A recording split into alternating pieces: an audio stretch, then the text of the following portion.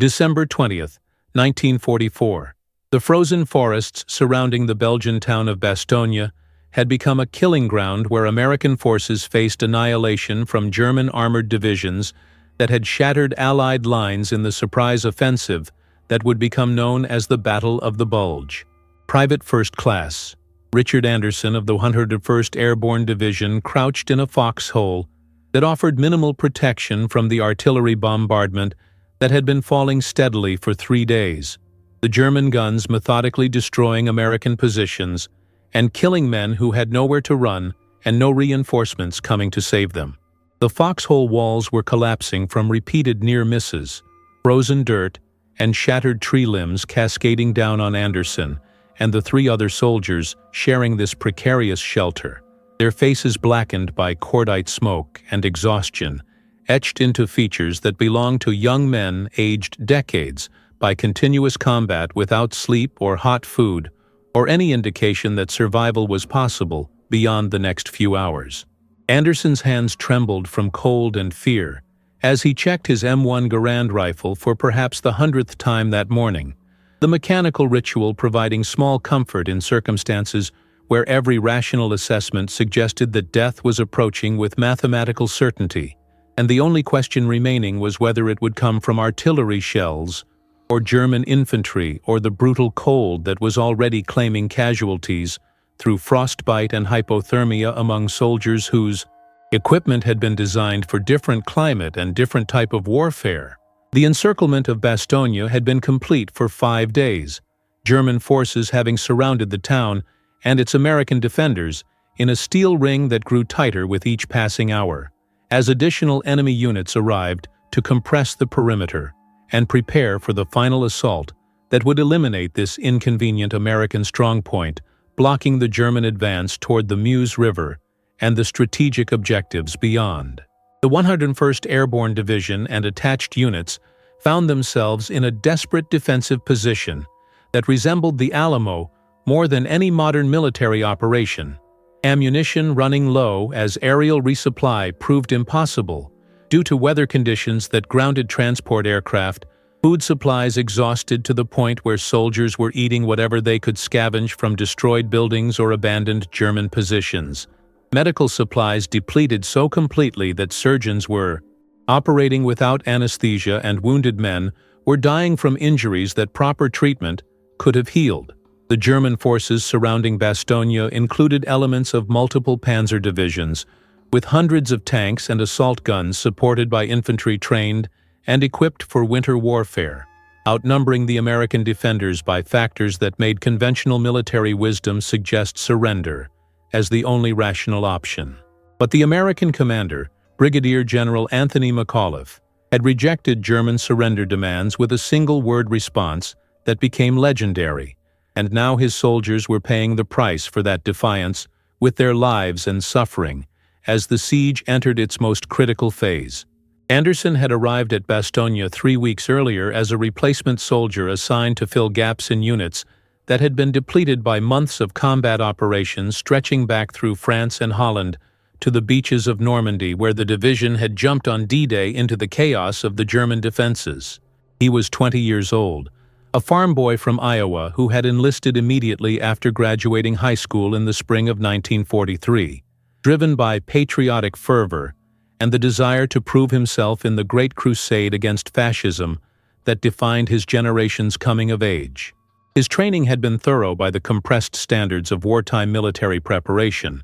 the Army teaching him infantry tactics and weapons handling, and the basic skills needed to survive in combat environments where mistakes were measured in casualties and hesitation meant death. But nothing in that training had prepared him for the reality of the Bulge, the sustained artillery bombardment that turned forests into killing zones where trees became sources of wooden shrapnel more deadly than the steel fragments from the shells themselves, the bitter cold that made every movement painful, and every breath a struggle against frozen air that seared lungs already weakened by stress and inadequate nutrition. The constant presence of death, in forms that ranged from the sudden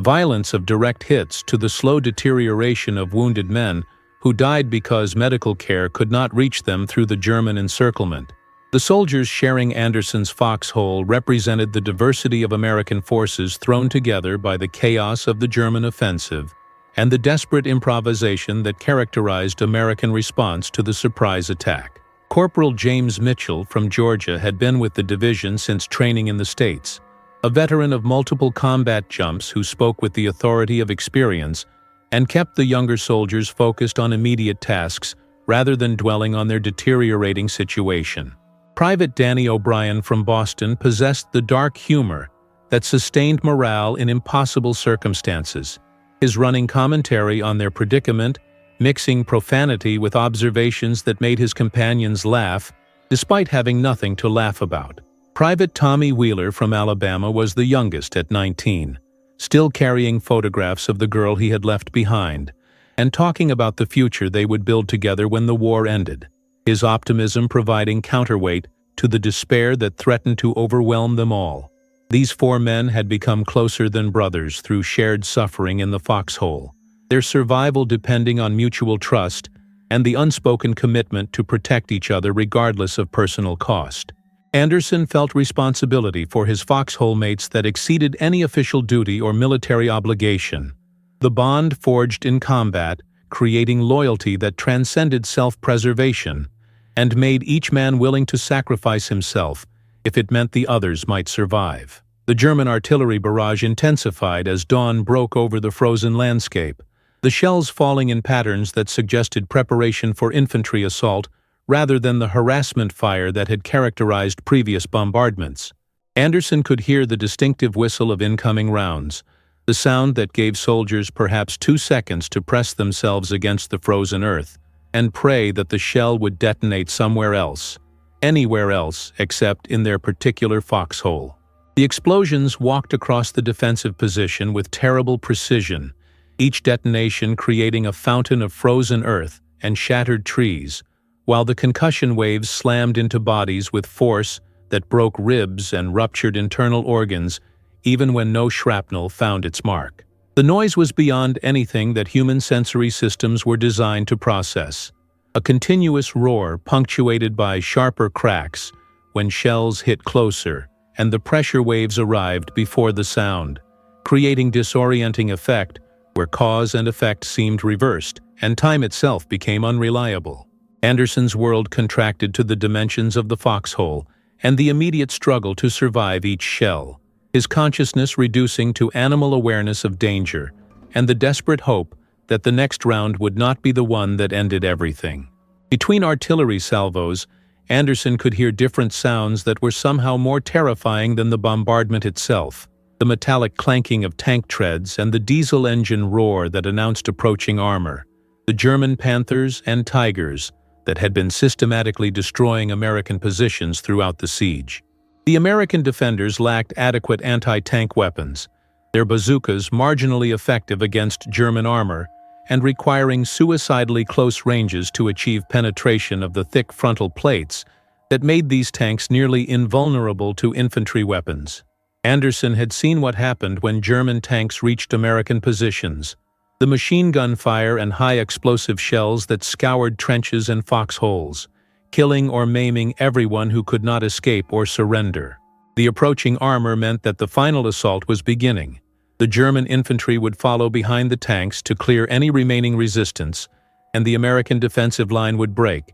unless something changed the tactical situation, in ways that seemed impossible given their circumstances and resources. Mitchell grabbed Anderson's arm and pointed toward the tree line where movement indicated German infantry forming up for the attack, their field gray uniforms providing effective camouflage against the snow-covered ground and dead vegetation. Anderson could see dozens of enemy soldiers, perhaps hundreds when he tried to estimate numbers beyond the immediate visual range, all of them preparing to advance behind the armor that would suppress American defensive fire and create breaches through which the infantry could pour to overwhelm the defenders. The situation was deteriorating from desperate to hopeless, the mathematics of combat suggesting that Anderson's foxhole and the entire defensive sector would be overrun within the next 30 minutes, unless divine intervention or military miracle changed the equation. Mitchell's face showed the same calculation, The veteran corporal, recognizing that they had reached the end of viable resistance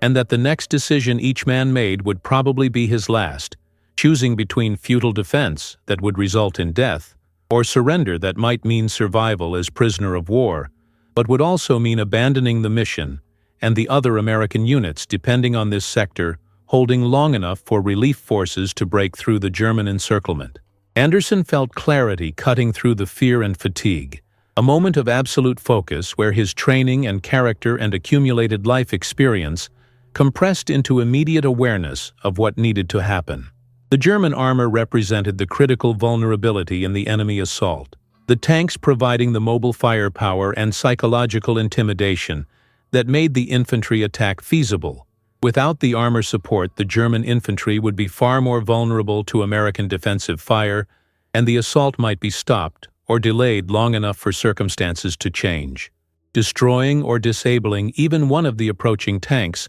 could disrupt the German attack sequence, creating confusion and buying time that might make the difference between annihilation and survival. Anderson knew that attempting to engage German armor with infantry weapons from his current position was suicide. The ranges were too long and the angles too poor for effective bazooka employment. But there was a destroyed American half-track approximately 50 yards forward of his foxhole, its hull offering cover that would allow closer approach to the tank column if someone was willing to leave the relative safety of the defensive position and cross the open killing zone while under fire from both artillery and German infantry. The decision crystallized in Anderson's mind with the absolute certainty that characterizes moments when all alternatives have been eliminated, and only one course of action remains regardless of its costs or probability of success. He would take the bazooka, and whatever rockets remained in their dwindling ammunition supply, he would cross the open ground to the destroyed half-track using whatever concealment the terrain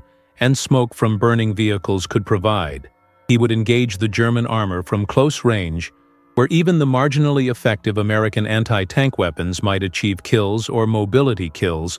that would stop the assault, and he would continue fighting until he ran out of ammunition, or the Germans killed him or some other termination point ended the action. The plan was simple to the point of being crude. It offered almost no chance of personal survival, and it represented the only option he could identify that might save his foxhole mates and the other soldiers in the defensive sector who would die when the German tanks broke through their lines. Mitchell immediately recognized what Anderson was planning when he saw the younger soldier checking the bazooka and counting available rockets. The veteran corporal's protest dying unspoken, as he understood that someone had to make this attempt, and that arguing would waste the precious seconds that might make difference between success and failure. Anderson stripped off his heavy overcoat despite the brutal cold, because the garment would impede movement and potentially catch on obstacles during the crossing. The decision trading warmth for mobility in a calculation where neither option offered comfort, but one might provide marginal advantage in the desperate action he was about to attempt. He stuffed his pockets with ammunition for his rifle and additional hand grenades scavenged from casualties, the weight of the extra ordnance dragging at his uniform but potentially providing options if circumstances changed and different weapons became necessary. Mitchell handed over the bazooka with an expression that communicated everything words could not convey in the moment, the veteran's eyes showing respect and sorrow and determination to provide covering fire that might improve Anderson's slim chances of reaching the destroyed half-track before German bullets or shells ended the attempt. O'Brien pressed extra bazooka rockets into Anderson's hands without his usual commentary, the Boston soldier's silence more eloquent than any speech could have been in acknowledging what they all knew about the probable outcome of this action. Wheeler simply gripped Anderson's shoulder with strength that seemed to transfer some essential courage or commitment through that physical contact, the youngest soldier unable to speak, but needing to communicate connection to his friend, who was about to leave the foxhole knowing he would probably not return. The moment of departure arrived with the abruptness that characterizes all transitions from planning to action. Anderson's body moving before his conscious mind could raise additional objections or identify more obstacles to the already desperate plan. He rolled out of the foxhole into the snow-covered no-man's land between the American defensive positions and the advancing German forces, his body immediately seeking whatever cover the terrain offered, while his eyes scanned for threats, and his hands maintained grip on the bazooka and spare rockets, despite the awkwardness of carrying such equipment, while attempting to move quickly across open ground. The German artillery fire continued falling on the American positions behind him, but the shells were not targeting the space between the lines where Anderson was now crossing. The German forward observers apparently assuming that no American soldiers would be foolish enough to leave their defensive positions during an assault preparation bombardment. This miscalculation provided Anderson with a narrow window of reduced enemy fire, though the German infantry forming up in the tree line began shooting at him once they recognized that an American soldier was advancing toward their position, rather than retreating or sheltering in place. The rifle and machine gun fire from the German positions created distinctive sounds as bullets passed close enough to hear, the crack of supersonic rounds mixing with impacts in the snow and frozen ground that threw up small geysers of ice crystals and dirt marking where death had passed within inches of ending Anderson's run. The distance to the destroyed half-track was only 50 yards, but it seemed infinite as Anderson sprinted across the open ground, his legs pumping through snow that grabbed at his boots and threatened to trip him with each stride, while his lungs burned from the exertion and frozen air. Time stretched in the peculiar way that extreme stress produces, each second feeling elongated, while simultaneously the entire crossing seemed to happen in a blur, where his conscious mind could not process all the sensory input arriving from multiple threats and changing circumstances. He could see the half-track growing larger as he closed the distance, its burnt-out hull showing the battle damage that had destroyed it days earlier when the German offensive first hit American positions and created the chaos that had led to the encirclement of Bastogne. The vehicle offered better cover than anything else available in the killing zone between the defensive lines, its metal sides capable of stopping small arms fire, and its position providing angle for engaging the approaching German armor that his foxhole had lacked. Anderson hit the snow behind the half-track with momentum that carried him sliding several feet until the vehicle's bulk stopped his motion,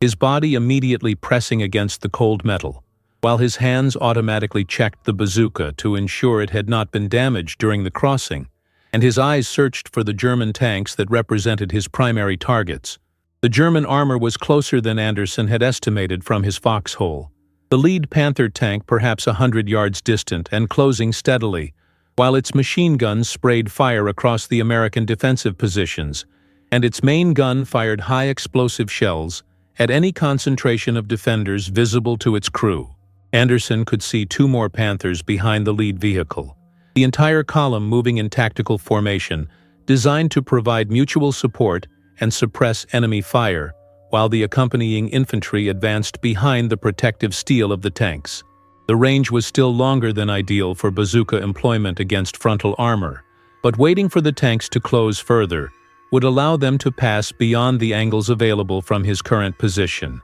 and would increase the likelihood that German infantry would spot him and concentrate fire that would make aiming impossible. Anderson made the tactical judgment that he needed to engage immediately despite the range limitations, accepting reduced probability of effective hits as necessary trade-off for maintaining positional advantage and surprise that might allow multiple shots before the Germans could respond to his threat. Loading the bazooka required exposing himself partially from behind the half-track's cover to position the weapon for firing, the long tube extending past the vehicle's protection, while Anderson's body remained as concealed as possible, given the weapon's dimensions and firing signature. The bazooka rocket loaded smoothly despite his shaking hands, the mechanical training from countless repetitions allowing his fingers to complete the procedure without conscious thought, while his eyes remained focused on the approaching German armor. The lead Panther presented its frontal aspect, the thickest armor and most difficult target, but Anderson recognized that achieving any hit would be victory given the circumstances, and the minimal expectation that infantry anti-tank weapons could significantly damage heavy German armor. His training emphasized aiming for track assemblies or engine compartments, the vulnerable areas where lighter weapons might achieve mobility kills even if they could not penetrate main armor to kill the crew or detonate ammunition, and Anderson adjusted his sight picture to target the Panther's left track assembly, where mechanical components were exposed and potentially vulnerable to the shaped charge warhead that the bazooka rocket carried. The firing sequence happened with the compression of time that characterized all critical actions in combat, Anderson's fingers squeezing the trigger mechanism while his body braced for the backblast that would announce his position to every German soldier in visual range of the half-track. The rocket motor ignited with a roar and flash that temporarily blinded him, the backblast creating a cone of superheated gas and debris behind the weapon that would have killed anyone standing in its path. The rocket streaked toward the Panther, trailing smoke and covering the 100-yard distance in less than 2 seconds. The shaped charge warhead designed to concentrate explosive force into a narrow jet capable of penetrating armor that conventional explosives could not defeat. Anderson watched the rocket impact the Panther's track assembly with a bright flash, the explosion larger than he expected, suggesting that he had hit something critical in the tank's running gear, or perhaps damaged a fuel cell in the hull. The Panther lurched to a stop, black smoke beginning to pour from the impact area while its turret rotated, searching for the threat that had damaged it. The crew was still alive, and the tank's weapons remained functional, but the mobility kill had achieved Anderson's immediate objective of disrupting the German assault by blocking the narrow forest trail that the tank column was using to approach the American positions. German infantry immediately began concentrating fire on Anderson's position once they identified the source of the anti-tank shot, bullets hammering against the half-track's hull and snapping through the air around his exposed position, with the volume that suggested multiple squads focusing on eliminating this unexpected threat to their assault. Anderson dropped behind the half-track's cover and immediately began loading another rocket, his hands working faster now, despite the incoming fire, because he understood that the German response would intensify with each passing second, and his window for effective action was closing rapidly. The second and third Panthers in the column were attempting to maneuver around their disabled leader, the German tank commanders recognizing that they needed to suppress or destroy the American anti-tank position before it could inflict additional casualties on their armor. Anderson knew he had perhaps 10 seconds before the Panthers could bring their main guns to bear on his position, and the high-explosive shells from their 75mm cannons would obliterate the half-track and everything behind it when they fired. The tactical situation had evolved exactly as he anticipated. His action had disrupted the German assault and bought time for the American defensive positions, but now he was trapped behind inadequate cover with German armor and infantry converging to eliminate him, and no viable escape route back to friendly lines. The second rocket loaded despite Anderson's hands shaking from adrenaline and cold, and the growing certainty that he would not survive the next 60 seconds, regardless of how effectively he employed the remaining bazooka ammunition. His mind processed the tactical geometry with clarity that seemed divorced from the physical terror his body was experiencing. Recognizing that the second Panther was attempting to bypass the disabled leader, and that hitting this tank before it could deploy its main gun represented his best chance of inflicting maximum disruption on the German assault. The target was moving now rather than stationary, the Panther's hull rocking as it navigated through trees and frozen terrain, while its turret continued rotating to search for Anderson's position. The deflection shot required leading the target and timing the shot to intercept the moving tank at the moment when his rocket would meet the target's path, a calculation that demanded estimating speeds and distances while under heavy fire, and knowing that missing would mean wasting one of his few remaining rockets. Anderson rose from cover again despite the bullets whipping past his position, the bazooka settling onto his shoulder while his eye found the sight picture, and his finger prepared to squeeze the trigger at the precise moment when geometry and probability aligned sufficiently to justify releasing the rocket toward its target. You are still here because something in this story resonates with a truth you recognize even if you have never been in combat. Richard Anderson was not superhuman. He was terrified. He knew the mathematics of his situation and understood that what he was doing would probably kill him, but he did it anyway because his friends needed him to do it, and because someone had to try even when trying seemed pointless. That choice is what separates people who change outcomes from people who accept outcomes. Subscribe to this channel not because I am asking you to, but because you want to understand what humans are actually capable of when everything is collapsing, and quitting would be easier than continuing. Comment below and tell me about a time when you had to make a choice between safety and duty, between running and standing, between accepting defeat and fighting even when fighting seemed futile. What did you do and what did it cost you? Suggest other battles and soldiers you want to learn about, other moments when individuals made decisions that should have been impossible, but somehow weren't. The second rocket fired with the same violent backblast and distinctive roar that announced Anderson's position to every German soldier within half a mile of his location, the missile streaking toward the maneuvering Panther, in a trajectory that would either hit or miss based on calculations made in fractions of seconds, under conditions where precision was impossible but necessary. Anderson watched the rocket close on the target with the strange detachment that extreme stress sometimes produces, his conscious mind observing rather than fully experiencing what his body was doing and what would happen in the next moments, regardless of his desires or plans. The rocket impacted the Panther's right side where the turret met the hull, the explosion creating a shower of sparks and metal fragments while the tank shuddered from the impact. The damage assessment was difficult from Anderson's position and through the smoke obscuring the battlefield, but the Panther continued moving rather than stopping like the first tank he had hit, suggesting that the rocket had not achieved the critical penetration needed to kill the crew or disable the vehicle's mobility. The partial success was better than a complete miss, but fell short of the decisive result that Anderson needed to justify the risks he was taking, and the inevitable German response that was already developing as infantry closed on his position from multiple directions. The third Panther had completed its maneuver around the disabled lead tank and was now bringing its main gun to bear on Anderson's position, the long 75mm cannon traversing toward the half-track with mechanical precision that promised obliteration within seconds when the German gunner achieved proper sight picture and released the high-explosive shell that would end Anderson's resistance. Anderson recognized that he had run out of time for careful aiming or tactical consideration, his remaining options reduced to firing the last rockets as quickly as possible, before the Panther's gun ended everything, or abandoning the bazooka and attempting to escape back toward American lines across open ground that would offer no protection from the German infantry already shooting at anything that moved in the killing zone. The decision was made before his conscious mind finished processing the alternatives, his hands already loading the third rocket, while his body positioned for a shot that would have to be fired at the third Panther before its gun could fire. A race between weapons where fractions of seconds would determine who killed whom,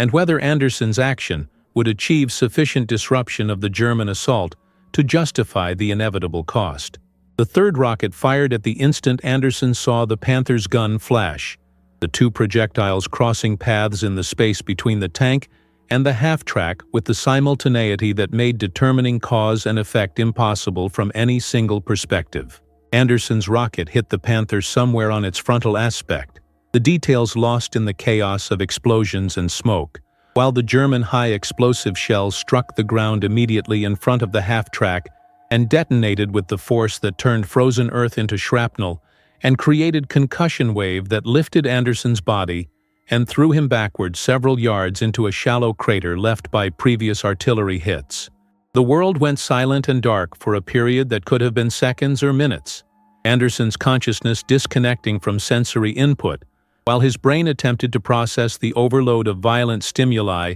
that exceeded its capacity to integrate information in real time. When awareness returned, he found himself lying on his back, staring at gray winter sky while pain radiated from multiple locations on his body, and his ears rang with the high-pitched tone that indicated temporary hearing damage from the explosion's concussive force. Anderson's body inventory revealed the damage that the German shell and its aftermath had inflicted during those missing seconds when consciousness had fled from overwhelming input. His left leg was bleeding from multiple shrapnel wounds, where metal fragments had penetrated his uniform and embedded in muscle tissue. The injuries painful, but apparently not hitting major blood vessels or shattering bones that would have made walking impossible. His left arm showed similar wounds with additional burns, where the explosion's heat had ignited portions of his uniform before the snow had extinguished the flames. His face felt wet, and when he touched it, his hand came away bloody from cuts caused by flying debris, though his vision remained functional, suggesting that his eyes had escaped serious damage. The pain was significant but manageable through the adrenaline still flooding his system, and the understanding that he needed to move immediately, or the German infantry converging on his position would capture or kill him before he could return to friendly lines. The bazooka was gone, either destroyed by the explosion or thrown beyond reach when the concussion had lifted him from his position, and the spare rockets had scattered across the snow where attempting to recover them would waste time that he no longer possessed. The tactical situation had changed during the period of his unconsciousness, the immediate battlefield now obscured by smoke from burning vehicles, and the general haze that artillery fire created by throwing dirt and snow into the air, where it hung in suspension, reducing visibility to dozens of yards rather than the hundreds of yards that clear winter air normally permitted. Anderson could hear German voices shouting commands and the sound of soldiers moving through the forest toward his position, their numbers and exact locations uncertain but clearly representing imminent threat that would overwhelm him if he remained stationary. The American defensive positions were behind him somewhere in the smoke and confusion, the distance uncertain but certainly less than the original 50 yards he had crossed because the explosion had thrown him back toward friendly lines. His legs functioned despite the wounds, his arms could hold his rifle despite the burns and shrapnel damage, and his mind retained sufficient clarity to understand that survival depended on immediate movement toward American lines before German infantry could close the distance and cut off his retreat. The crawl back toward friendly lines happened in stages that blurred together in Anderson's memory when he later attempted to reconstruct the sequence of events and movements that had carried him from the destroyed half-track area back to American defensive positions. He moved from crater to crater using whatever concealment the torn landscape provided, his body operating on instinct and training, while his conscious mind struggled to maintain orientation in conditions where smoke and shock had disrupted his spatial awareness and made determining directions difficult. The German infantry was close enough that he could hear individual voices and distinguish weapons being loaded and safeties being released. The sounds of soldiers preparing to fire at targets they expected to encounter as they swept through the area where Anderson's bazooka fire had come from. Several times he pressed himself flat against frozen ground while German soldiers passed within yards of his position, their attention focused on likely hiding places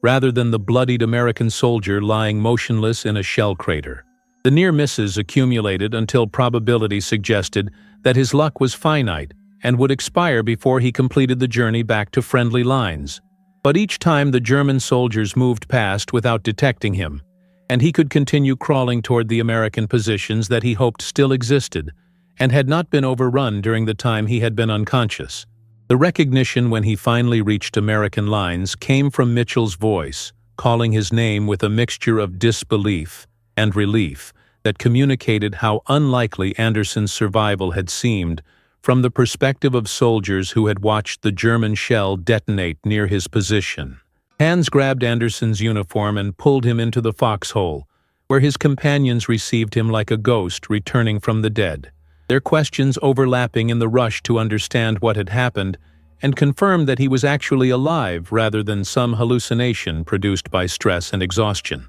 Anderson tried to answer, but his voice was not functioning properly, the concussion and shock having temporarily disrupted the coordination needed for speech, and he settled for gestures and nods, while Mitchell worked to apply field dressings to the most serious wounds, and O'Brien shared his canteen despite water being strictly rationed during the siege. Wheeler simply stared with an expression that suggested he was witnessing something he would remember for the rest of his life, a return that seemed to violate the rules of probability and survival that governed their existence in the frozen hells surrounding Bastogne. The immediate aftermath of Anderson's action revealed its tactical impact through observable changes in the German assault that had been developing when he first left the foxhole to engage their armor. The German tank column had stopped its advance, while crews assessed damage, and commanders decided whether to continue pushing forward or withdraw to reorganize before attempting another assault.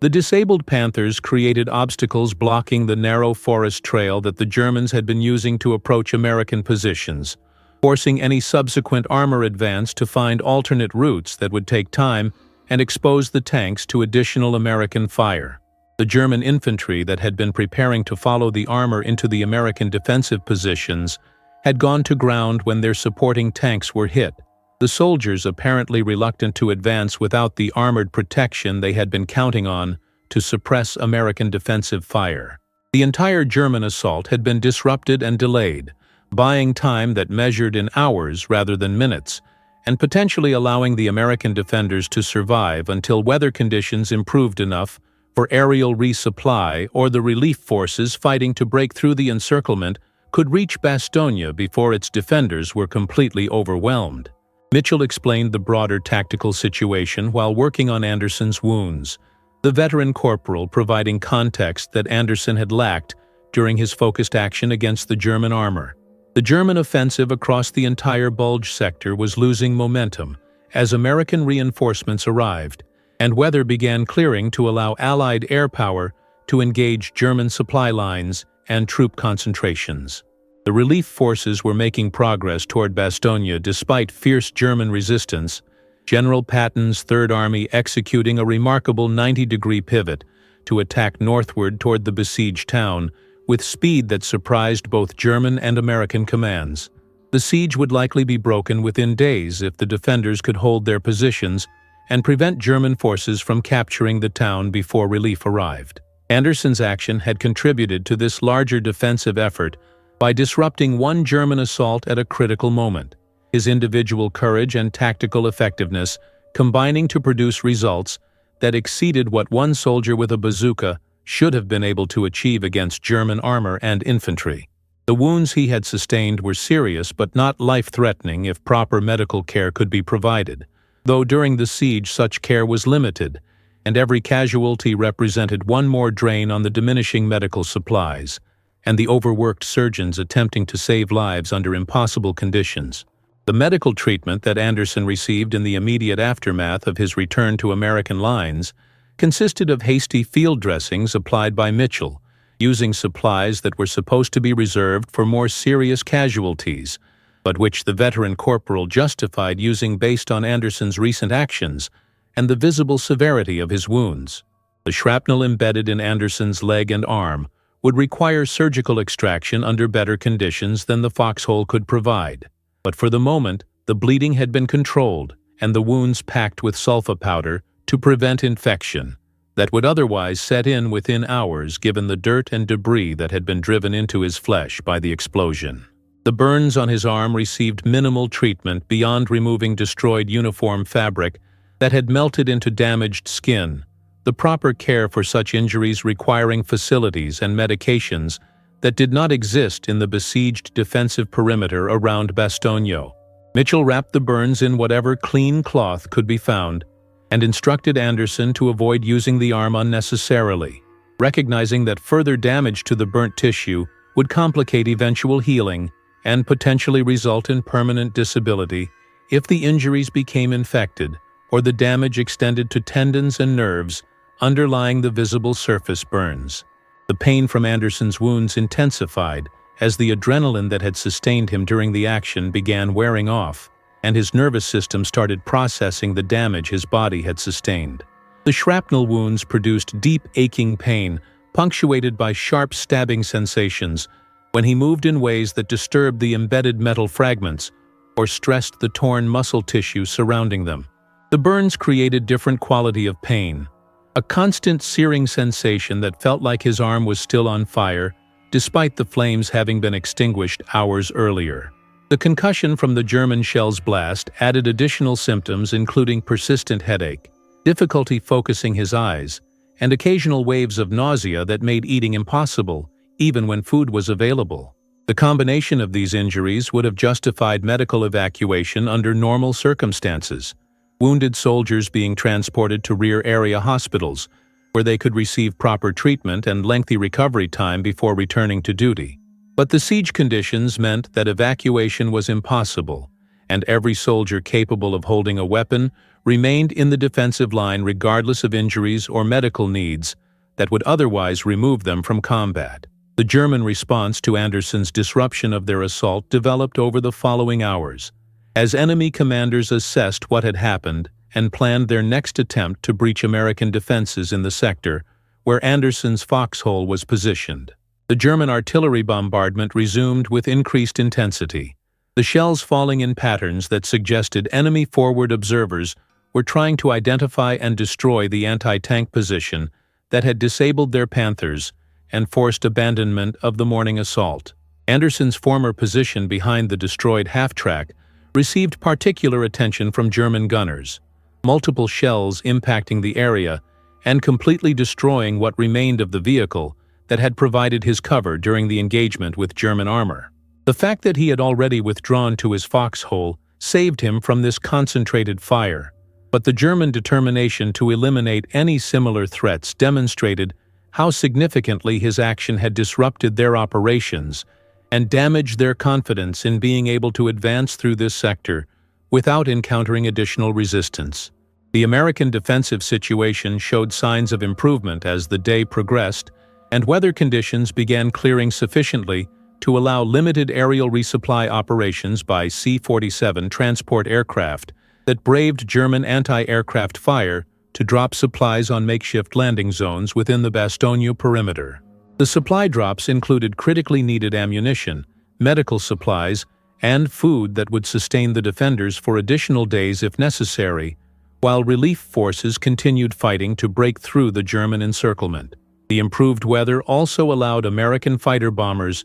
to attack German positions surrounding Bastogne, the P-47 Thunderbolts strafing enemy troop concentrations and destroying vehicles with rockets and bombs that helped equalize the numerical superiority that German forces had enjoyed throughout the siege. The combination of aerial resupply and close air support transformed the tactical situation from hopeless to merely desperate, providing the defenders with resources and support that made continued resistance feasible even if ultimate relief remained uncertain. Anderson spent the afternoon of December 20th resting in the foxhole, while his body attempted to cope with the accumulated trauma from his wounds and the extended period of extreme stress that had preceded them. Sleep came in brief intervals punctuated by artillery fire and the periodic need to respond to German probes testing American defenses for weaknesses that might be exploited in subsequent assaults. His dreams when he managed to sleep were filled with images from the morning action.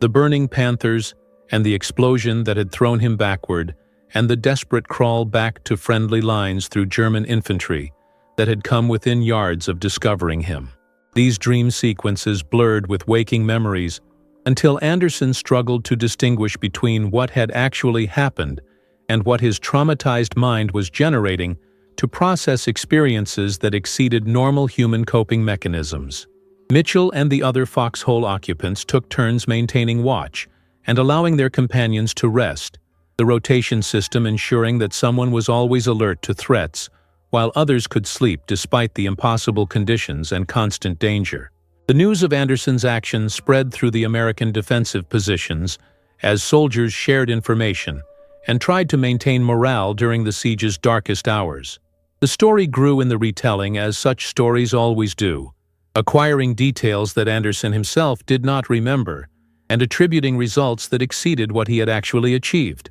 But the core facts remained accurate. One soldier had left the relative safety of defensive positions to engage German armor with infantry anti-tank weapons at close range, had disrupted an assault that threatened to overwhelm the defensive sector, and had survived despite being caught in explosion that should have killed him. The story provided exactly what the besieged garrison needed: concrete example of individual courage producing tangible results, evidence that aggressive action against seemingly overwhelming odds could succeed, and inspiration for other soldiers facing their own moments of decision when circumstances would demand more than they believed they could provide. The broader strategic situation surrounding the Battle of the Bulge was evolving in ways that would ultimately vindicate the American decision to hold Bastogne despite the terrible cost in casualties and suffering. The German offensive had been Hitler's last major gamble on the Western Front, a desperate attempt to split Allied armies and capture the vital port of Antwerp before American and British forces could build sufficient strength to invade Germany itself. The offensive had achieved tactical surprise and initial success, creating the bulge in Allied lines that gave the battle its name and threatening to reverse the momentum that had been building since D-Day. But the German advance was running out of fuel and momentum, as American reinforcements arrived faster than German planners had anticipated, and weather conditions improved to allow Allied air power to devastate German supply columns and troop concentrations. The defense of Bastogne was tying down German forces that were needed elsewhere to exploit breakthroughs before they could be contained, and every day that the American garrison held the town was a day closer to the German offensive, culminating in failure that would leave Hitler's armies weaker and less capable of defending German soil from the invasion that was now inevitable. Anderson received visit late in the afternoon from his company commander,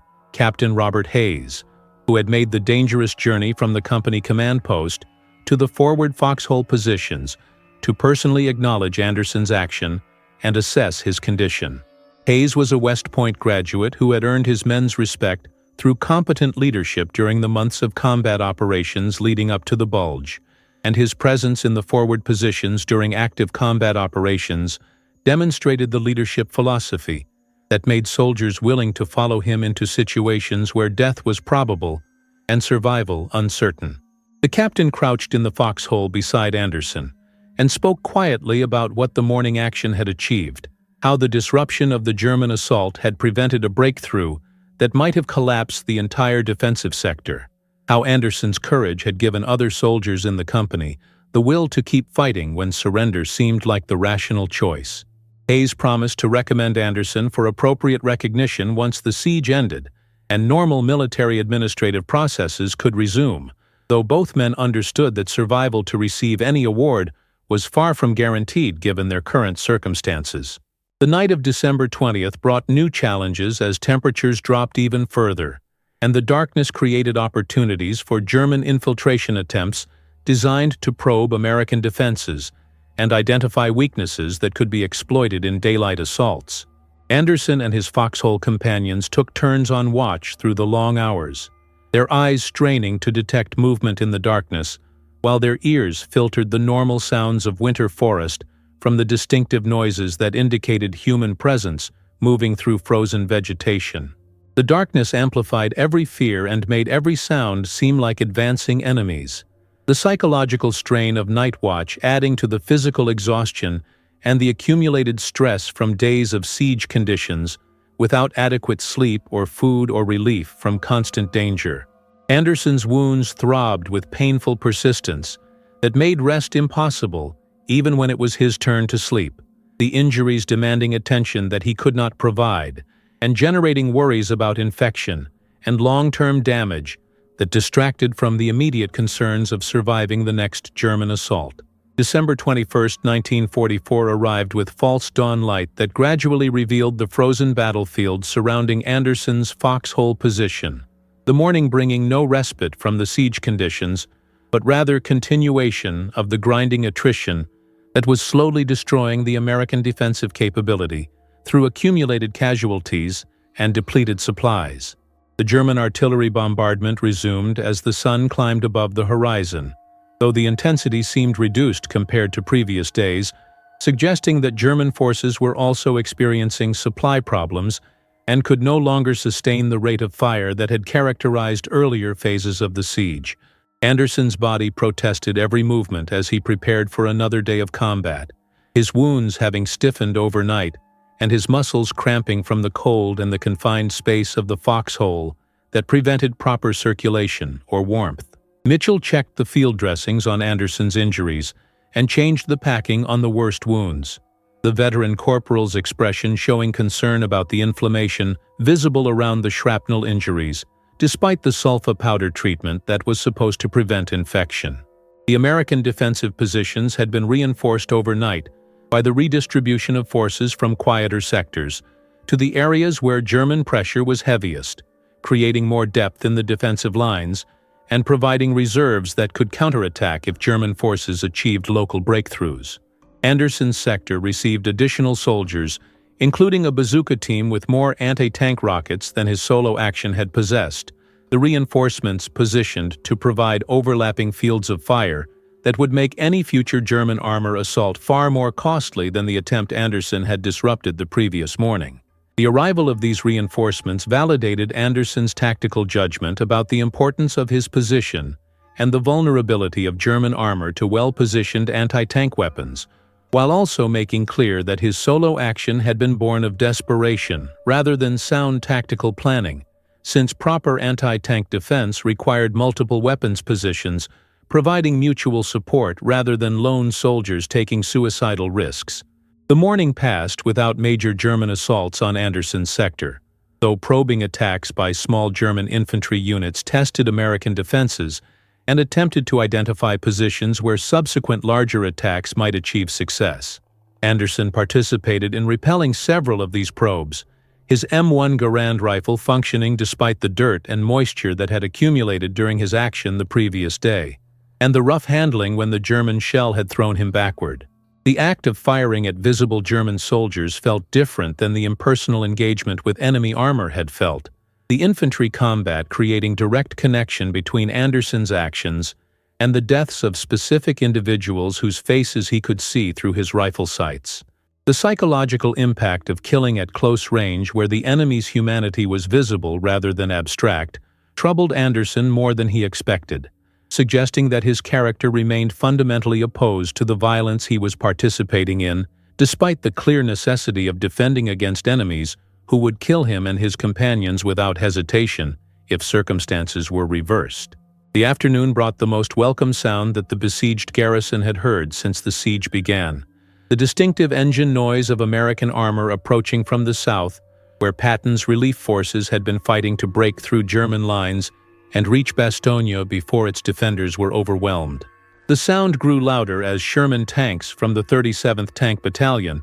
part of the 4th Armored Division, fought their way into the Bastogne perimeter after days of sustained combat against German forces attempting to maintain the encirclement. The arrival of these relief forces did not immediately end the siege. German units continued surrounding much of the perimeter and would continue fighting for control of the town for several more days. But the psychological impact of knowing that they were no longer completely isolated transformed the defenders' morale and made continued resistance seem achievable, rather than merely prolonging the inevitable. Anderson watched the lead Sherman tanks roll past his position toward the center of town, their crews looking as exhausted and battered as the infantrymen they had come to relieve. The mutual respect between armor and infantry evident in the waves, and shouts exchanged as the two forces met after their separate struggles to reach this moment. The medical evacuation that followed the relief forces' arrival allowed Anderson to finally receive proper treatment for his wounds.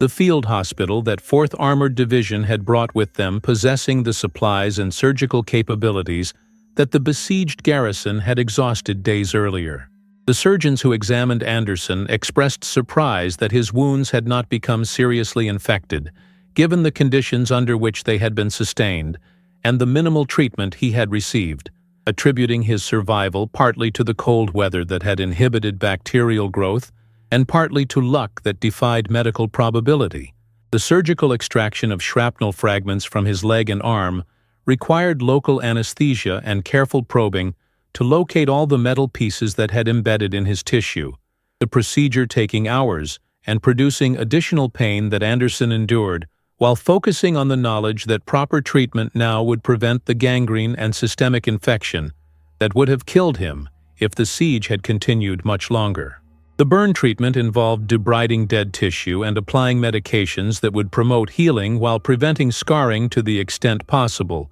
with 1944 medical capabilities, the doctors warning that full recovery would require months and that permanent reduced function in his left arm was likely given the severity of the burns and the delayed treatment they had received. The recognition of Anderson's action during the siege came through multiple channels, as his story circulated beyond his immediate unit to higher command levels, where decisions about military awards and decorations were made. Captain Hayes had submitted his recommendation for the Distinguished Service Cross, America's second highest award for valor in combat, describing the action in detail and providing witness statements from Mitchell and other soldiers who had observed portions of Anderson's engagement with the German armor. The recommendation moved through division and corps headquarters before reaching Army level, where final decisions about such significant awards were made, the bureaucratic process taking months to complete, but eventually resulting in approval and the scheduling of a formal presentation ceremony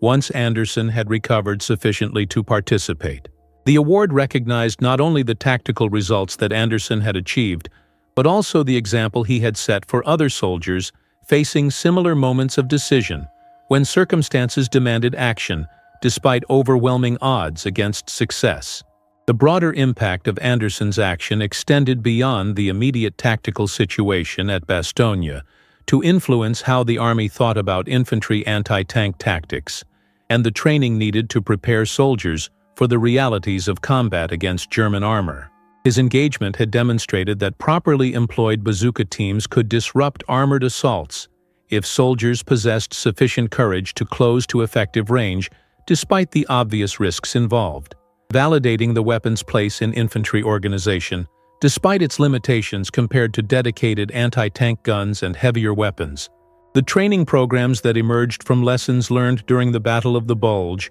emphasized aggressive anti-tank tactics and the importance of individual initiative when circumstances required soldiers to act without orders or detailed planning, using Anderson's example as case study, showing how one soldier's decision could affect outcomes for entire units and contribute to larger strategic success. The psychological cost of Anderson's experience became apparent during his recovery as the adrenaline and survival imperatives that had sustained him during the siege gave way to delayed stress responses that modern medicine would recognize as post-traumatic stress disorder. The nightmares intensified rather than diminished with distance from the events, his sleeping mind replaying the engagement with the German armor and adding details that may or may not have been accurate, but which felt absolutely real in the dream state. The sound of backfiring vehicles or other loud noises triggered panic responses that left him shaking and disoriented until his conscious mind could override the automatic fear reaction.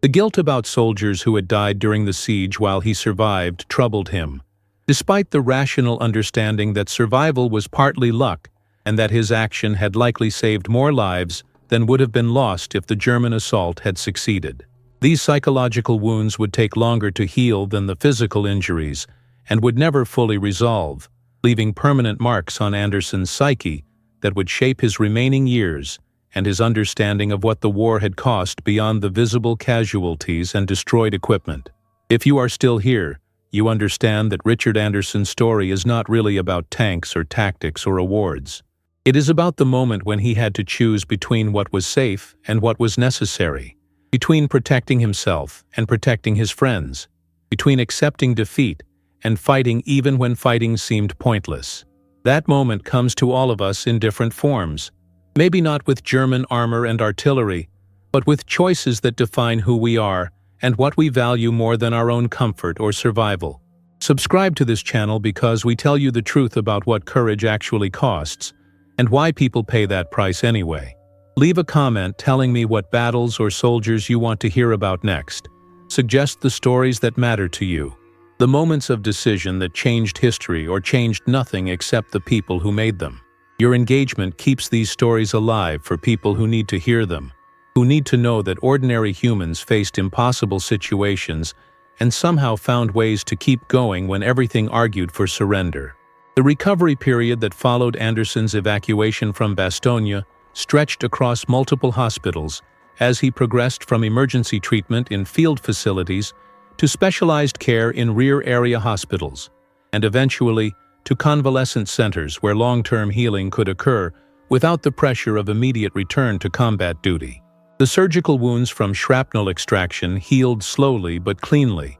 The antibiotics that became more widely available in late 1944, preventing the infections that would have been almost inevitable with earlier medical capabilities. The burn injuries on his arm proved more problematic, the damaged tissue healing with thick scarring that restricted range of motion and created chronic pain that would persist for years despite various treatments and therapies. The doctors predicted that Anderson would regain approximately 80% of normal function in his left arm, a prognosis that represented good outcome given the severity of the burns, but which also meant permanent disability that would affect his capabilities for the remainder of his life. The physical therapy that accompanied Anderson's recovery introduced him to other wounded soldiers whose injuries ranged from minor wounds requiring brief hospitalization to catastrophic damage that would leave them permanently disabled and dependent on medical care for basic functions. The conversations with these other wounded men provided perspective on his own situation, the realization that his injuries, while serious and permanently disabling to some degree, were relatively fortunate compared to soldiers who had lost limbs or sight or suffered traumatic brain injuries that destroyed cognitive function and personality. This comparative perspective helped Anderson accept his reduced capabilities and find gratitude for what remained functional rather than focusing exclusively on what had been lost or permanently damaged. The camaraderie among wounded soldiers created support network that helped all of them process the trauma and adjust to their changed circumstances, the shared experience of combat and injury providing common ground that civilians could not fully understand or relate to regardless of their sympathy and good intentions. The news from Europe during Anderson's recovery period brought reports of continued Allied advances as German forces retreated toward their homeland, and the Nazi regime's final collapse became inevitable rather than merely probable. The Battle of the Bulge had been Hitler's last major offensive operation in the West, the failure of that desperate gamble leaving German armies weakened and unable to prevent the Allied advance across the Rhine River and into Germany itself. The defense of Bastogne had played a significant role in defeating the German offensive by tying down forces that were needed elsewhere, and by demonstrating that American soldiers could hold defensive positions against overwhelming odds when properly led and supplied. Anderson's contribution to that defense was recognized in the official histories being written, even while the war continued. His actions cited as example of the individual courage and tactical initiative that had characterized American performance during the battle despite the surprise and temporary chaos that the German offensive had created. The Distinguished Service Cross presentation ceremony occurred in April 1945 at a military hospital in England, where Anderson was completing his recovery and awaiting determination about whether he would return to combat duty or be medically discharged due to his permanent injuries. The ceremony included other soldiers receiving awards for various actions, the military using these occasions to recognize multiple acts of valor while also providing morale boost for wounded soldiers and creating content for military photographers and journalists documenting the human side of the war effort. Anderson received his medal from a general officer who read the citation describing his action at Bastogne and spoke briefly about the importance of such courage to the Allied victory that was now within sight as German forces collapsed across all fronts. The ceremony felt simultaneously meaningful and hollow to Anderson, the recognition validating that his action had mattered and had been witnessed and documented, while also seeming inadequate to capture the full reality of what had happened and what it had cost beyond the visible wounds and official commendations. The question of Anderson's future military service was resolved by medical boards that evaluated his recovery and determined that while he had regained sufficient function to perform non-combat duties, the combination of his physical injuries and the psychological effects from his Bastogne experience made him unsuitable for return to frontline infantry service. The Army offered him options including discharge with disability compensation, transfer to training duties where he could instruct new soldiers using his combat experience, or administrative assignments that would utilize his capabilities while accommodating his limitations. Anderson chose discharge, recognizing that his time as combat soldier had ended and that attempting to continue serving in military environment would only prolong the difficult adjustment to his changed physical and psychological condition. The discharge paperwork processed through military bureaucracy with the efficiency that war's end was bringing to administrative functions, and by late spring 1945, Anderson found himself a civilian again after 2 years of military service that had compressed more experiences and trauma into that brief period than most people encountered in entire lifetimes. The return to civilian life in Iowa brought challenges that Anderson had not fully anticipated during his hospitalization and recovery. The assumption that going home would provide comfort and normalcy proving naive, as he discovered that neither home nor he himself remained unchanged by the intervening years. His family welcomed him with genuine warmth and relief at his survival, but they could not understand what he had experienced or provide the kind of support that his psychological wounds required for healing. The nightmares continued with disturbing regularity, Anderson waking in panic from dreams of artillery bombardment and burning tanks, and the explosion that had nearly killed him. His shouts disturbing the household and creating tension with family members who wanted to help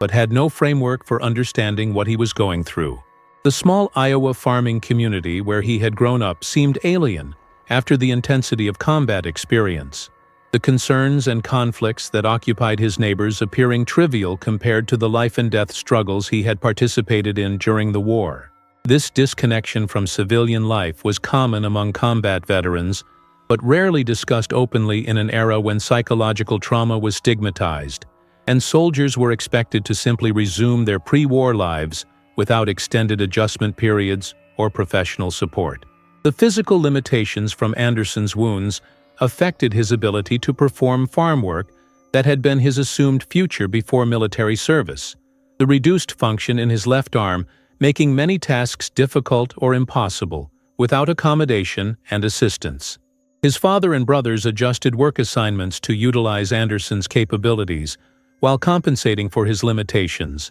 but the need for such accommodations created sense of being burden rather than productive contributor that Anderson found difficult to accept. The chronic pain from his burn scars and the embedded shrapnel fragments that surgeons had been unable to remove without risking additional damage created constant discomfort that affected his mood and energy levels, making normal daily activities more exhausting than they should have been, and reducing his capacity for the sustained physical labor that farming demanded. These practical challenges combined with psychological difficulties to create a situation where Anderson struggled to find place for himself in civilian society that seemed to have moved on from the war while he remained psychologically trapped in the frozen forests around Bastogne. The veterans organizations that emerged in the post-war period provided Anderson with connection to other combat veterans who understood his experiences and could provide support that civilian society was not equipped to offer.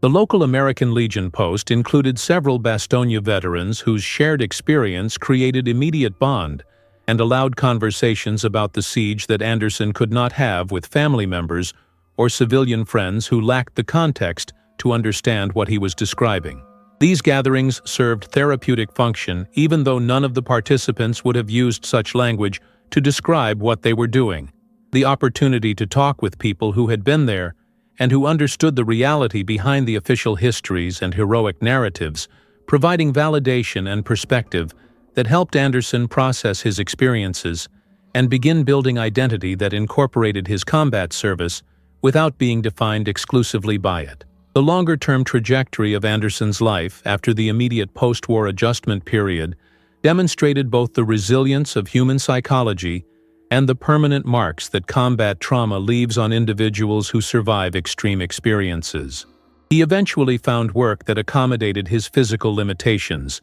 taking a position with the local agricultural extension service where his farming background and military leadership experience made him a valuable resource for other farmers seeking to modernize their operations and adopt new techniques. The work was satisfying in ways that pure manual labor would not have been given his injuries, allowing him to contribute meaningfully to his community while utilizing capabilities that the war had not destroyed. The steady employment and sense of purpose helped stabilize his psychological condition, though the nightmares never completely disappeared, and certain triggers continued producing anxiety responses that he learned to manage rather than eliminate. Anderson married in 1948 to a young woman from a neighboring farm who had known him before the war and who possessed the patience and understanding to accept his limitations and support his recovery without trying to change fundamental aspects of his personality that had been shaped by combat experience.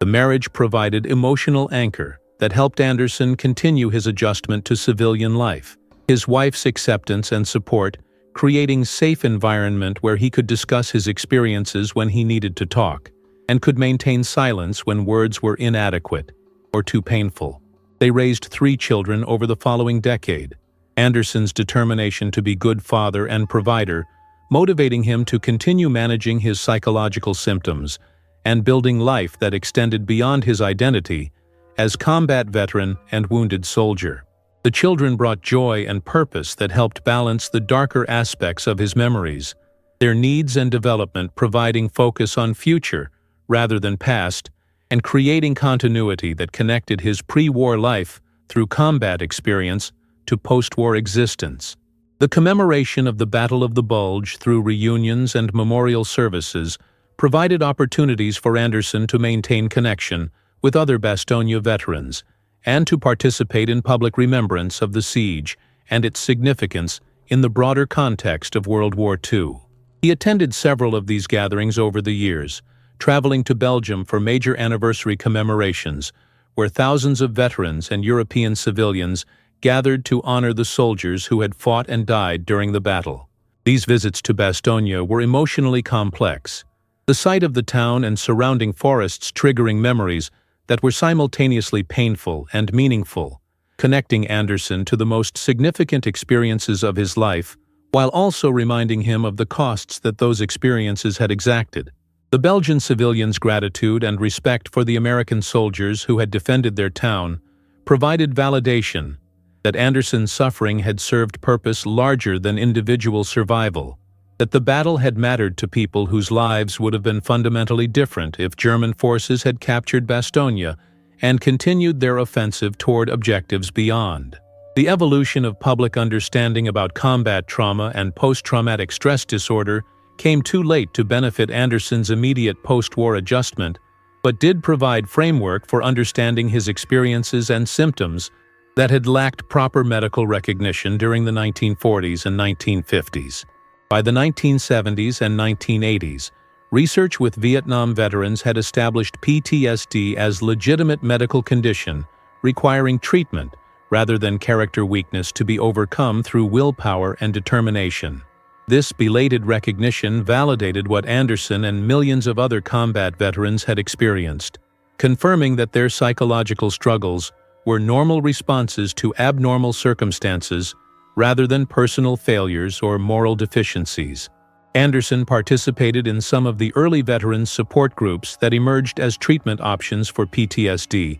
became more widely available, finding that talking about his experiences with other veterans in structured therapeutic context provided benefits that informal conversations at American Legion gatherings could not fully achieve. The question of what Anderson's action at Bastogne had actually accomplished remained subject to different interpretations depending on perspective and criteria used to measure military effectiveness. From purely tactical standpoint, his engagement with German armor had disabled one tank and damaged another, while disrupting an assault that threatened to breach American defensive positions in his sector. This localized success had contributed to the larger defensive effort that prevented German forces from capturing Bastogne before relief arrived, making Anderson's action one of thousands of individual contributions that collectively determined the siege's outcome. From strategic perspective, the defense of Bastogne had helped defeat Hitler's last major offensive in the West,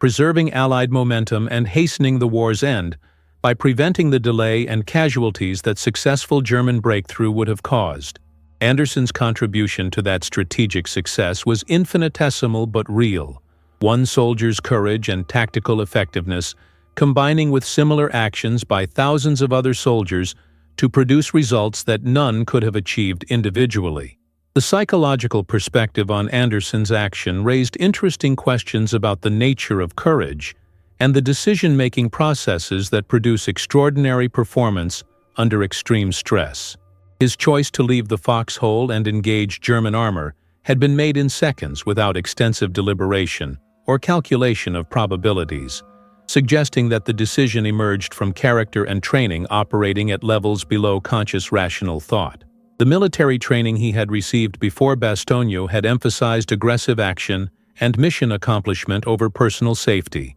creating psychological conditioning that made his choice seem natural or inevitable, despite its obvious costs and minimal probability of success. But training alone could not explain why Anderson had acted when other soldiers with similar preparation made different choices in comparable circumstances, suggesting that individual personality traits and life experiences before military service also shaped how soldiers responded when tested by combat stress and impossible decisions. The philosophical implications of Anderson's experience touched on fundamental questions about human nature and the capacity for both extraordinary courage and terrible violence that exists within individuals who seem entirely ordinary in normal circumstances. The young farm boy who had left Iowa in 1943 harbored no particular signs of heroic character or capacity for the extreme action he would take at Bastogne, his background and personality suggesting that he would have lived unremarkable life as farmer and community member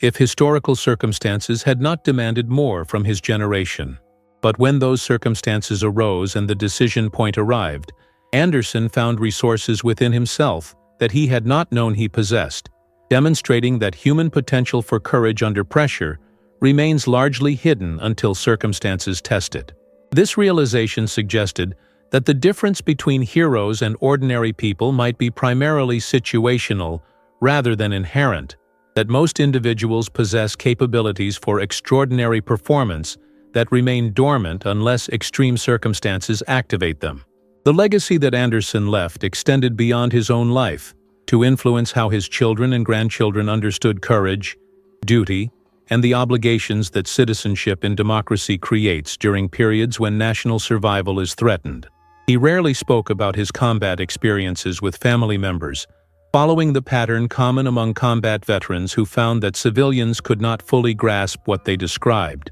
and that attempting to communicate often created distance rather than understanding. But his children absorbed lessons through observation rather than explicit instruction, learning through his example about perseverance through difficulty, about serving purposes larger than individual comfort, about accepting responsibility for others' welfare even when acceptance brings personal cost. These lessons shaped their values and choices in ways that Anderson never fully recognized, his influence extending through generations that would face their own challenges and decisions in different contexts, but with character partially formed by his example. The medical understanding of Anderson's injuries evolved over the decades following the war, as researchers developed better knowledge of burn healing, shrapnel wound complications, and the long-term effects of combat trauma on survivors who lived with their wounds for years or decades after initial injury. The burn scars on Anderson's arm underwent gradual changes as aging affected the damaged tissue, the scars becoming more rigid and causing increasing restriction of movement that required periodic physical therapy to maintain what function remained. The embedded shrapnel fragments that could not be safely removed in 1945 occasionally caused problems as they shifted position or created inflammation in surrounding tissues, requiring medical interventions ranging from anti-inflammatory medications to surgical procedures when fragments migrated to positions where they threatened nerves or blood vessels. These ongoing medical issues meant that Anderson never fully escaped the physical consequences of his Bastogne experience, his body carrying permanent reminders that influenced his daily life and limited his activities in ways that accumulated as he aged. The historical documentation of Anderson's action at Bastogne became more detailed and accurate over time, as researchers interviewed veterans and examined military records that had been classified or inaccessible immediately after the war. The official unit histories written in the 1940s and 1950s mentioned Anderson's engagement with German armor in brief passages that summarized the action without capturing its full context or significance within the larger siege. Later histories written by military historians with access to German records and multiple American sources provided more complete picture of what had occurred, including details about the German units involved, the damage Anderson had inflicted, and the tactical impact of his action on the broader defensive battle. These scholarly accounts validated Anderson's memories and provided context that he had lacked during the action itself, confirming that his impressions about the significance of what he had done were accurate rather than exaggerated through the distorting lens of combat stress and subsequent retelling. The evolution of military tactics and technology in the decades following World War II made Anderson's type of individual anti-tank action increasingly obsolete, as guided missiles and sophisticated armor systems transformed the nature of ground combat. The bazooka that Anderson had employed at Bastogne was replaced by more effective weapon systems, including wire-guided missiles that could engage targets at much longer ranges with higher probability of achieving kills against modern armor. The tank designs evolved to incorporate reactive armor and active protection systems that could defeat shaped charge warheads like the ones Anderson had fired, making the close-range anti-tank tactics of World War II suicidal against modern armored vehicles. But the underlying principles that Anderson's action illustrated remained relevant across technological changes: the importance of individual initiative, the value of aggressive tactics against superior forces, and the potential for single soldiers to influence tactical outcomes through courage and tactical effectiveness under extreme pressure. The comparative analysis of Anderson's experience with similar actions by other soldiers during the Battle of the Bulge revealed patterns in how combat circumstances produced extraordinary individual performances that exceeded normal human capabilities and expectations. Multiple soldiers during the Siege of Bastogne performed actions comparable to Anderson's in terms of courage and tactical effectiveness, their stories collectively demonstrating the fighting spirit that had prevented German forces from achieving their objectives, despite overwhelming material advantages during the offensive's initial phases. Some of these soldiers received formal recognition through medals and citations, while others' actions went officially unrecognized because they lacked witnesses or occurred in circumstances where documentation was impossible. Anderson's Distinguished Service Cross placed him among the most highly decorated soldiers from the battle, but he consistently emphasized that many soldiers had performed equally courageous acts without receiving comparable recognition, his modesty and respect for his comrades characterizing his public statements about the battle throughout his life. The question of whether Anderson's permanent injuries and psychological trauma represented acceptable cost for the tactical results his action achieved admitted no objective answer. The calculus involving values and priorities that varied between individuals and across different moral frameworks. From military effectiveness standpoint, trading one soldier's full combat capability for disruption of enemy assault and potential saving of multiple other soldiers' lives represented favorable exchange that commanders would accept without hesitation. From humanitarian perspective, the suffering Anderson endured and the permanent limitations his wounds created seemed tragic regardless of tactical benefits, particularly given the ultimately impersonal nature of modern warfare, where individual soldiers' sacrifices disappear into statistics and official histories. Anderson himself never fully resolved this tension, alternating between periods when he felt his sacrifice had been worthwhile contribution to just cause, and times when he questioned whether any tactical objective justified the human costs that combat exacted from participants who survived but were permanently changed by their experiences. The intergenerational impact of Anderson's service and wounds affected his family relationships in ways that only became fully apparent decades after the war, when his children and grandchildren were old enough to understand what his experience had meant and how it had shaped his personality and choices. His son David, who served in Vietnam in the late 1960s, gained new appreciation for his father's Bastogne experience when he faced his own combat situations and understood firsthand the fear and stress and impossible decisions that characterized infantry warfare. The conversations between father and son about their respective combat experiences created connection that had not existed before David's service. The shared understanding of combat realities allowing them to discuss aspects of war that remained incomprehensible to family members who had not served. This intergenerational bond through combat experience was bittersweet. Anderson would have preferred that his son never experienced the trauma that he himself had endured. But given that David had served, the ability to share understanding and provide support based on first-hand knowledge was valuable for both men. The memorial services and commemorations that marked major anniversaries of the Battle of the Bulge provided opportunities for public education about the battle's significance and the sacrifices made by soldiers who fought there. Anderson participated in several of these events, speaking to school groups and community organizations about his experiences while carefully balancing the need to convey the battle's importance against his reluctance to glorify combat or present war as anything other than terrible necessity that should be avoided when possible. His presentations emphasized the ordinary nature of the soldiers who had defended Bastogne, countering the heroic mythology that popular culture had constructed around the battle with honest accounts of fear, confusion, suffering, and the random nature of who survived and who died during the siege. This honest approach made his talks more rather than less powerful, the authenticity of his perspective providing insights that sanitized official histories could not capture. The final decades of Anderson's life brought the physical decline that age imposes on all survivors, who live long enough to experience their bodies gradually failing. The old wounds that he carried from Bastogne became more problematic as he aged, the burn scars and shrapnel damage creating complications that compounded the normal aging processes. He required increasing levels of medical care and assistance,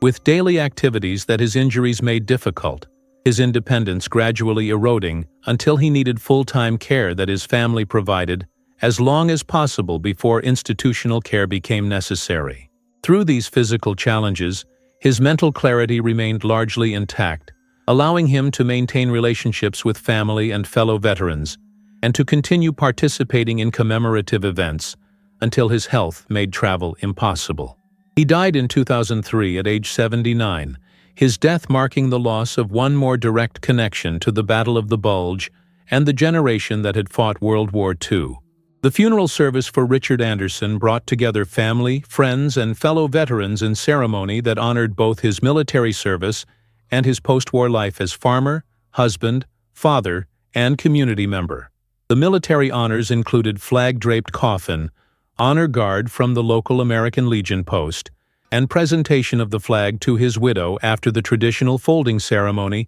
that invested simple piece of cloth with profound symbolic meaning. Several Bastogne veterans who had known Anderson during the siege attended, despite their own advanced age and health problems, their presence testament to the bonds that combat had created and that had endured across 6 decades since the battle. The eulogies balanced acknowledgement of Anderson's wartime courage with recognition of the quieter courage he had shown in dealing with his wounds and building meaningful life, despite the permanent challenges they created. The speakers emphasizing that his true legacy lay not in single dramatic action, but in decades of perseverance and dedication to family and community. The obituaries that appeared in local and military newspapers summarized Anderson's life in ways that inevitably simplified the complexity of his experiences and reduced rich human story to bullet points and dates that could fit newspaper space constraints. These abbreviated accounts mentioned his Distinguished Service Cross and described his Bastogne action in language borrowed from official citations, creating impression of heroic soldier whose defining moment had been that December morning in 1944. But the fuller story of Anderson's life encompassed far more than that single action, including the decades of struggle with his wounds, the family he had raised, the work he had done in his community, and the example he had provided through his perseverance and character. The newspaper summaries could not capture this fuller picture, but they served their purpose in marking his passing and ensuring that his service would be remembered, even as the generation that had fought World War II gradually disappeared. The disposition of Anderson's medals and military memorabilia became question that his family addressed according to his wishes expressed before his death. His desire that these items be preserved and potentially used for educational purposes rather than simply stored away or dispersed among relatives who might not appreciate their historical significance. His Distinguished Service Cross and other medals were donated to the local historical society, where they were displayed as part of an exhibit about the community's contributions to World War II. Anderson's story featured alongside those of other local veterans who had served in various theaters and roles. His uniforms, photographs, and written accounts of his experiences went to the military history collection at the State University, where researchers and students could access them for study, and where they would be preserved for future generations. This careful curation of his legacy reflected Anderson's understanding that individual stories like his provided valuable perspective on historical events that official histories and statistical analyses could not fully capture. The scholarly assessment of Anderson's action within the larger context of American infantry tactics during World War II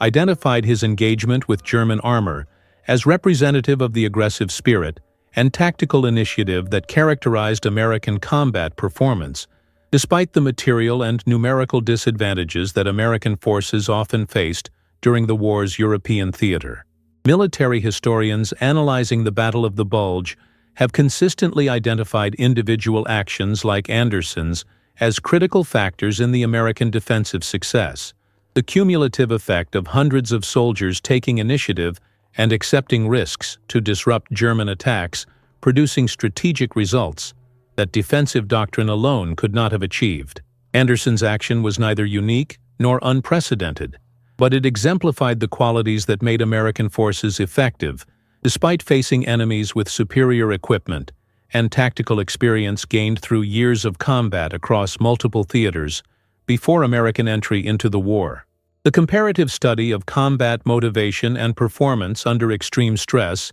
used Anderson's experience as case example in military psychology research, examining what factors enabled some soldiers to maintain effectiveness when circumstances should have produced paralysis or flight responses. The researchers identified multiple variables that appeared to contribute to Anderson's performance, including his bond with foxhole companions that created motivation to protect them regardless of personal risk, his training that had created automatic responses allowing action without extended deliberation, his personality traits including determination and focus that shaped how he processed stress and made decisions, and situational factors including the specific tactical geometry that made his actions seem feasible despite obvious dangers. The complex interaction between these variables suggested that combat performance could not be reduced to simple formulas or predicted based solely on individual characteristics or training,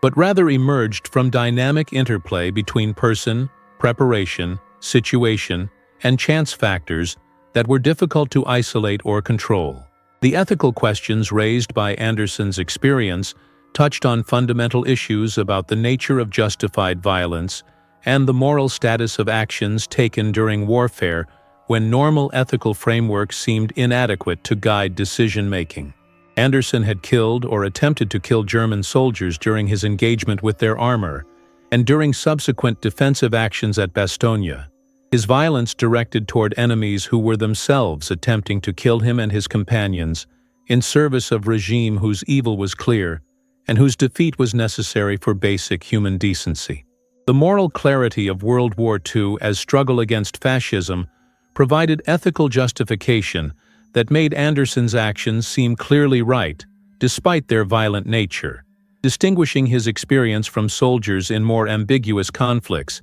where the justice of the cause and the necessity of violence were less certain. But even in this clear-cut case, Anderson struggled with the memory of killing other humans and the recognition that the German soldiers he had fought were also young men following orders and trying to survive circumstances they had not chosen. This moral complexity creating tensions that he never fully resolved despite his intellectual understanding that his actions had been necessary and justified. The technological analysis of the weapons Anderson had employed at Bastogne provided insights into the evolution of infantry anti-tank capabilities and the tactical challenges that shaped how ground forces engaged armored threats throughout World War II and subsequent conflicts. The M1A1 bazooka that Anderson had used was significant improvement over earlier anti-tank rifles and grenades that were marginally effective against light armor, but useless against medium and heavy tanks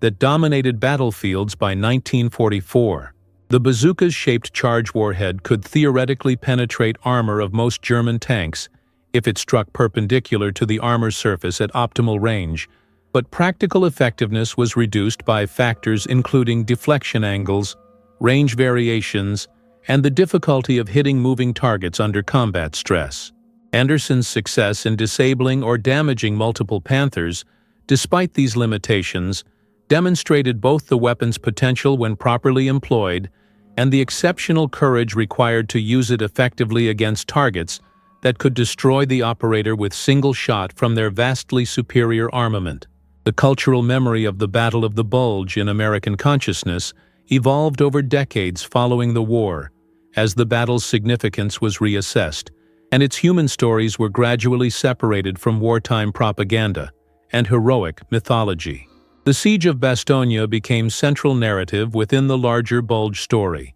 partly because of General McAuliffe's famous one-word response to German surrender demands, and partly because the encircled garrison's desperate defense provided dramatic story that captured public imagination. Anderson's individual story within this larger narrative represented the human scale of courage and sacrifice that made the defense possible, his action providing concrete example that personalized the broader strategic and tactical analyses that historians produced. The continued interest in Bastogne's stories decades after the battle reflected both the dramatic nature of the siege and the recognition that the battle had been a pivotal moment in Western Front campaign. The German offensive's failure hastening Nazi Germany's collapse and reducing casualties that would have occurred if the war had continued longer. The intergenerational dialogue about military service and combat experience that Anderson's story enabled within his family created opportunities for younger generations to understand aspects of American history that textbooks and documentaries could not fully convey. His grandchildren grew up hearing fragments of his Bastogne experience and seeing the physical evidence of his wounds, their awareness of what he had endured shaping their understanding of World War II as something real and personal rather than abstract historical event. Several of his grandchildren chose military service partly inspired by his example, though he consistently counseled them to carefully consider the costs and to pursue military careers only if they felt genuine calling rather than simply trying to live up to family legacy. This nuanced approach to his own legacy reflected Anderson's mature understanding that his experience should inform rather than dictate younger generations' choices, that lessons from his service could provide valuable perspective without becoming burden that constrained their freedom to make their own decisions about how to serve their country and community. The final assessment of what Anderson's action at Bastogne meant in the broader sweep of World War II history acknowledged both its tactical significance within the immediate context of the siege and its larger symbolic importance as example of individual courage affecting historical outcomes. In purely military terms, his disruption of one German assault was tiny contribution to a battle involving hundreds of thousands of soldiers and affecting strategic outcomes across the entire Western Front. But his action had saved lives in his immediate unit and had contributed to the defensive success that prevented German breakthrough, making it genuinely consequential despite its small scale. More importantly, Anderson's story represented the countless individual acts of courage and sacrifice that collectively determined the war's outcome, the accumulated effect of millions of soldiers making difficult choices and accepting terrible risks in service of cause larger than themselves. His action was one small piece of this vast mosaic, but it was piece that could be clearly seen and documented and used to illustrate the human reality behind strategic analyses and casualty statistics. The preservation of Anderson's story through oral history interviews, written accounts, and family documentation ensured that future generations would have access to first-hand perspective on combat experience and its long-term effects on survivors who carried physical and psychological wounds for remainder of their lives. The detailed accounts he provided to historians during his later years captured not only the tactical details of his Bastogne action, but also the emotional and psychological dimensions that official military records could not document. His willingness to discuss the fear he had felt, the pain from his wounds, the nightmares that had plagued him for decades, and the moral complexity of having killed other humans provided invaluable insights into combat trauma and its aftermath that complemented medical and psychological research with lived experience described in his own words. These accounts became part of historical record that researchers and educators could draw upon to help contemporary audiences understand what warfare actually involves, beyond the sanitized versions presented in popular media and patriotic narratives. The final decade of historical research into the Battle of the Bulge before Anderson's death brought new perspectives from German sources that became available after Cold War's end, and from sophisticated analysis of tactical decisions that had shaped the battle's outcome. These studies confirmed that actions like Anderson's had indeed disrupted German assault planning and contributed to the defensive success that ultimately defeated Hitler's offensive, validating the tactical assessments that American commanders had made immediately after the battle when recommending Anderson and others for recognition. The German unit records showed the confusion and delay that resulted when their armored assaults encountered unexpected resistance from American anti-tank weapons. The tank commanders' reports describing the need to reorganize and find alternate routes when lead vehicles were disabled or damaged. Anderson's engagement had been one of many such disruptions across the Bastogne perimeter, the cumulative effect forcing German forces to expend more time and resources than their operational planning had allocated, and contributing to the offensive's ultimate failure to achieve its strategic objectives before Allied reinforcements arrived. The pedagogical value of Anderson's story in military education extended beyond tactical lessons about infantry anti-tank combat to encompass broader themes about leadership, moral courage, and the human dimensions of warfare that technical training alone could not adequately address. Military academies and professional military education programs used his experience as case study in courses examining combat decision-making under uncertainty, the relationship between individual initiative and mission accomplishment, and the psychological factors that enabled or prevented effective performance under extreme stress. The instructors teaching these courses emphasized that Anderson's action should not be understood as template for others to copy in different circumstances, but rather as example of how training, character, and situation could combine to produce extraordinary performance when circumstances demanded it. This nuanced approach recognized that each combat situation was unique and that effective decision-making required adapting principles to specific contexts rather than mechanically applying predetermined solutions. The evolution of veterans' benefits and support services during the decades following World War II gradually provided resources for combat veterans dealing with physical and psychological wounds that earlier generations had been expected to manage without systematic government assistance. Anderson benefited from some of these programs during his later years, the Veterans Administration providing medical care for his service-connected injuries and modest disability compensation that helped offset the reduced earning capacity his wounds created. But the full range of PTSD treatment options and rehabilitation services that became available for later generations of veterans were not accessible during Anderson's most difficult adjustment years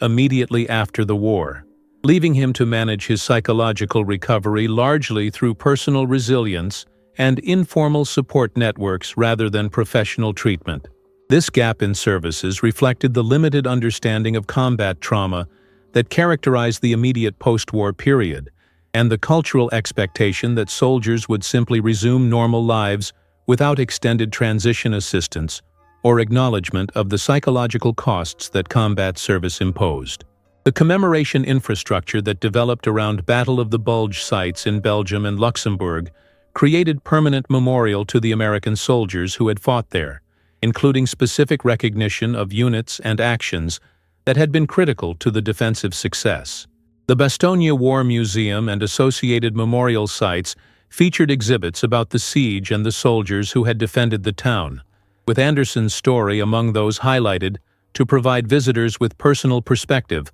on the battle's human dimensions. These memorial sites served educational purposes by helping contemporary audiences understand what the battle had involved and why it mattered in larger context of World War II, while also providing space for veterans and their families to remember and honor those who had served and sacrificed. Anderson visited these memorials several times during his later years, the emotional experience of returning to Bastogne triggering complex mix of painful memories and satisfaction that his service was being remembered, and that the Belgian people continued expressing gratitude for the American soldiers who had defended their town. The question of whether Anderson's generation of World War II veterans had received adequate recognition and support from the nation they had served admitted complicated answer that varied depending on criteria used to evaluate societal response to their sacrifice. The immediate post-war period brought GI Bill benefits that provided unprecedented educational and housing opportunities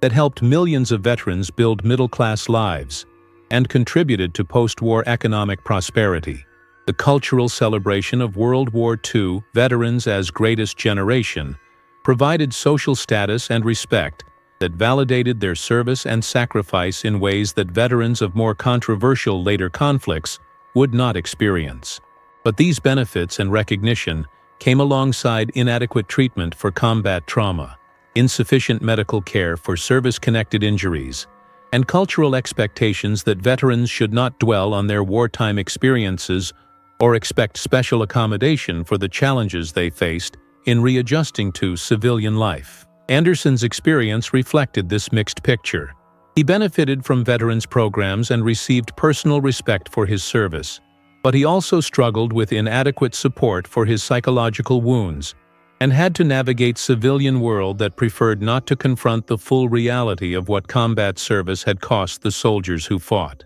The transmission of military values and traditions from Anderson's generation to subsequent generations of American service members created continuity that connected contemporary military culture to the World War II experience and the values that had motivated Anderson and his comrades. The emphasis on mission accomplishment over personal safety, the importance of unit cohesion and loyalty to fellow soldiers, the expectation that leaders would share risks with those they commanded, and the understanding that some circumstances required accepting terrible costs to achieve necessary objectives all traced lineage through Anderson's generation to earlier American military traditions and forward to present-day armed forces. This cultural continuity helped maintain professional military effectiveness across generations of soldiers who served in very different types of conflicts using radically different technologies and tactics, the underlying values and expectations about military service remaining remarkably consistent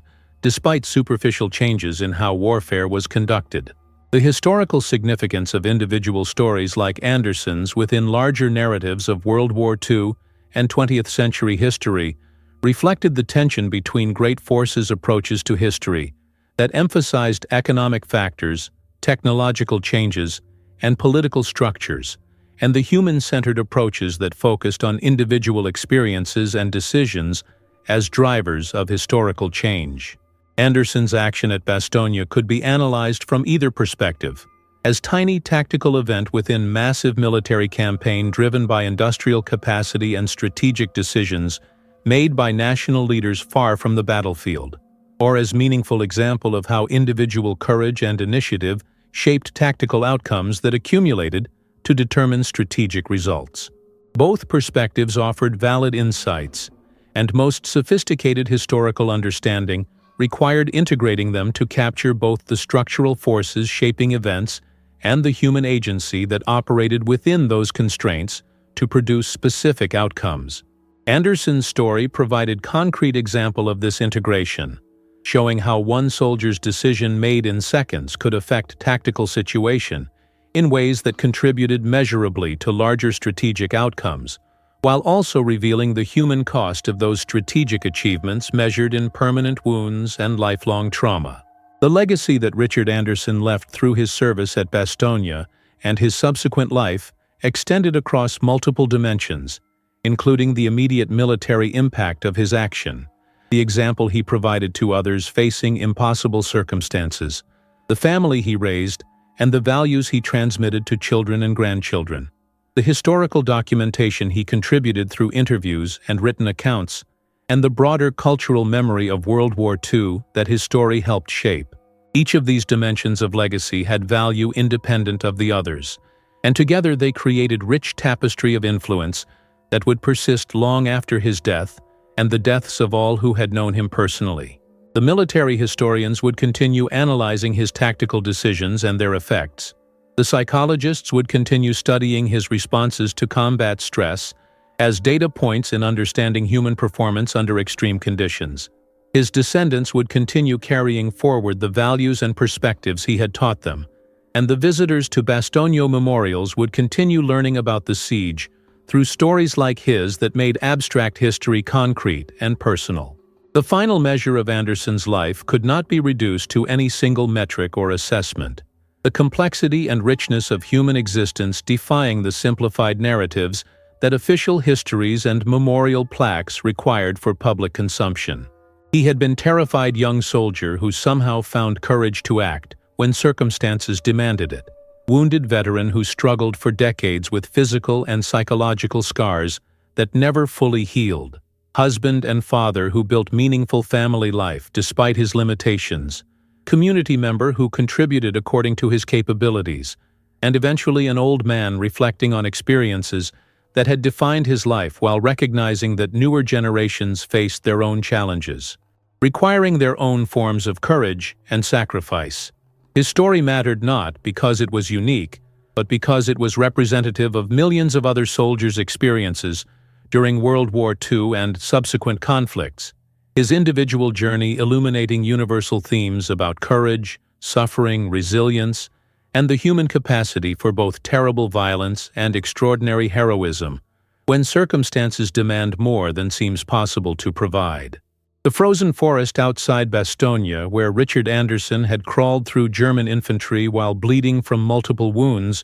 became tourist destination in the decades following the war. Visitors walking paths through woods that had been killing ground in December 1944 and trying to imagine what soldiers had endured during the siege. The incongruity between peaceful contemporary landscape and the violent history it had witnessed created cognitive dissonance that memorial markers and museum exhibits attempted to resolve through education and commemoration. Anderson's story was one of thousands that these sites preserved. His particular action remembered alongside the collective sacrifice of the garrison that had refused to surrender despite impossible circumstances. The visitors who learned about his experience took away different lessons depending on their own contexts and concerns, some seeing validation of military values and sacrifice in service of nation, others recognizing the terrible costs that warfare imposed on participants regardless of cause's justice,